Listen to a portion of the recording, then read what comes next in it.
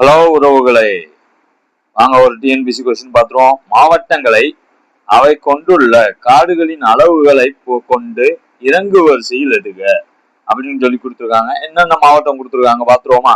தர்மபுரி, ஈரோடு, வேலூர், கோயம்புத்தூர் இதெல்லாம் கொடுத்துருக்காங்க.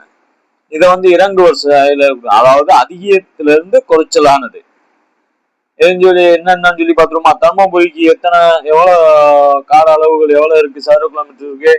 தர்மபுரிக்கு 1702.71 சதுர கிலோமீட்டர் சரிங்களா? அப்ப ஈரோடுக்கு எவ்வளவு இருக்கு?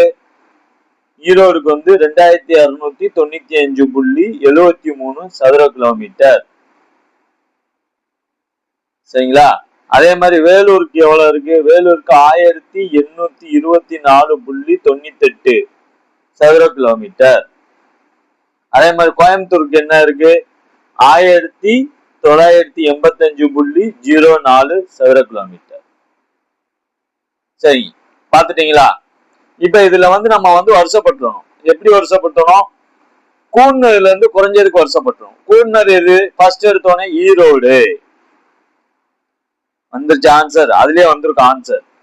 ஈரோடு 1, ரெண்டாவது கோயம்புத்தூர், மூணாவது தர்மபுரி, நாலாவது மூணாவது வேலூர், நாலாவது தர்மபுரி. சரிங்களா? தேங்க்யூ ஃபார் வாட்சிங் my video. Subscribe my channel, support my channel. Thank you.